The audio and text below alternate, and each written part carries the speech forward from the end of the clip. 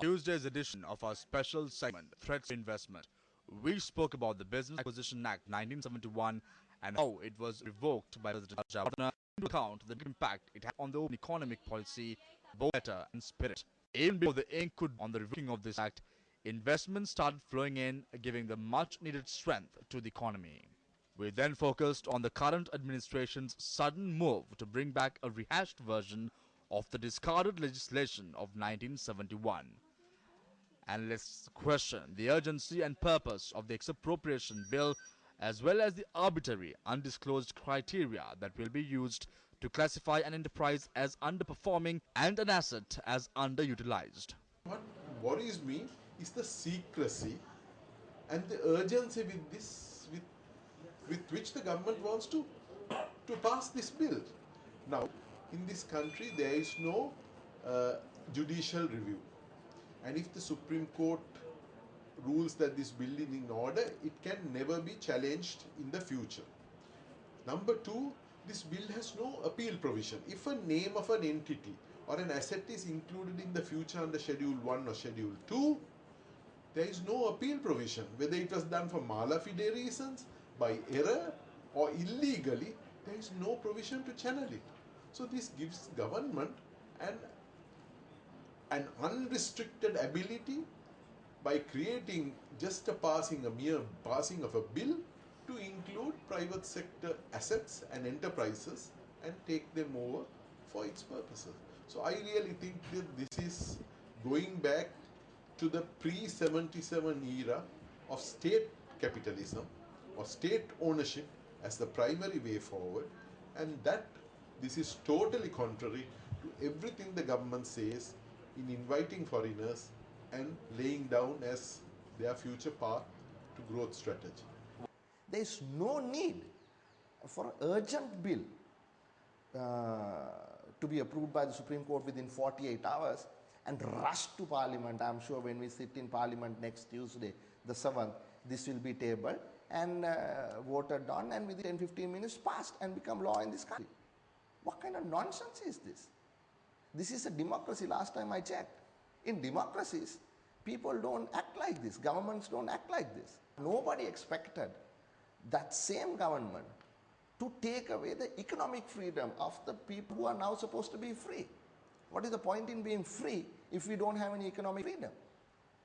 Economic freedom is enshrined in the Constitution. For me to own land, for me to do what I like to do as a person. The government cannot set its own criteria and come to me and say, look, you haven't done this, you haven't done that, so therefore I chuck you out and I occupy your space. That's not all. You know, the government can and still has the time to stop this process now. In truth, this bill has been drafted without any consultation with the private sector or private investors. They have not been given any leave at all. Not only that, usually when you go through the courts, normally there is an aggrieved party. The bill will be introduced in Parliament next Tuesday and the Speaker will read out the verdict of the Supreme Court. So during this week, at least if efforts were taken to listen to the aggrieved parties, then this situation could have been avoided.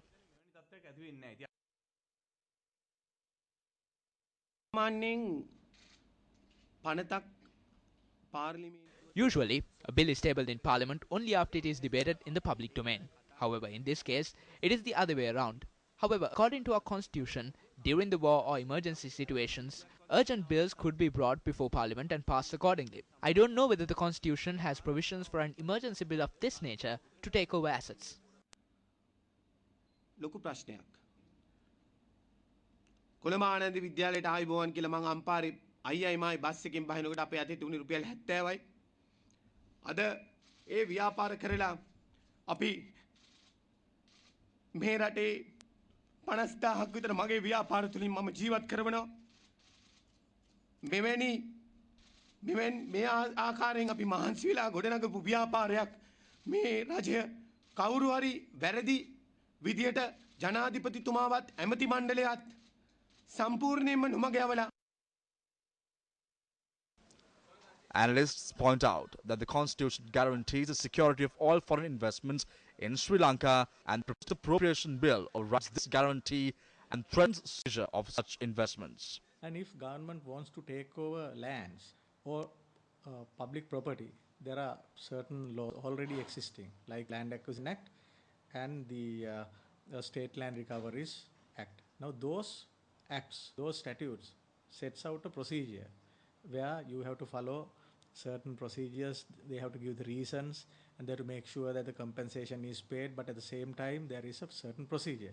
Now what the government chose in this state, this instant, is not to follow that procedure, but to introduce Act of Parliament.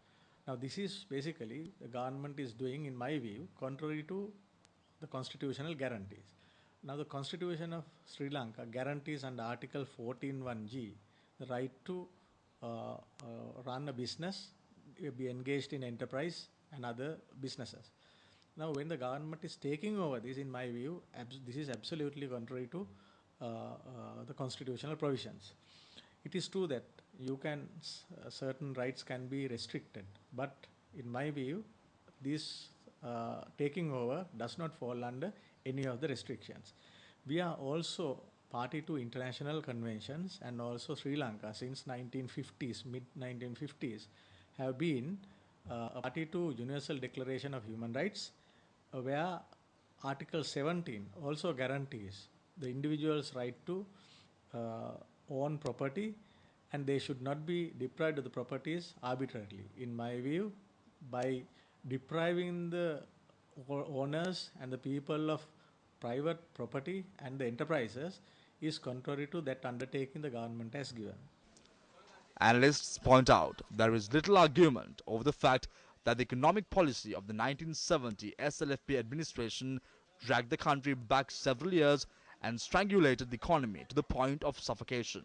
The J.R. Jayawardena administration too did not see the light until late into its rule, but sanity prevailed in the end with the revoking of this draconian piece of legislation. The rest, of course, is history. Analysts point out that with the background being such, it is imperative that any reintroduction of similar legislation should see all stakeholders, especially the business chambers, professional associations, media and civil watchdogs, and economic financial institutes, and of course the business community itself, weigh in with opinion, cause and ramifications from the economy. Meanwhile, fundamental rights petition was filed in the Supreme Court today, challenging the manner in which the government has acted in bringing forth the bill to take over underperforming enterprises and underutilized assets. The petition was filed by the chief incumbent of the Nalandarama Vihare in Nugekoda, Thiniyavala Palithathera. The petitioner seeks a declaration that this bill violates the people's mandate, the rule of law and the fundamental rights of the people.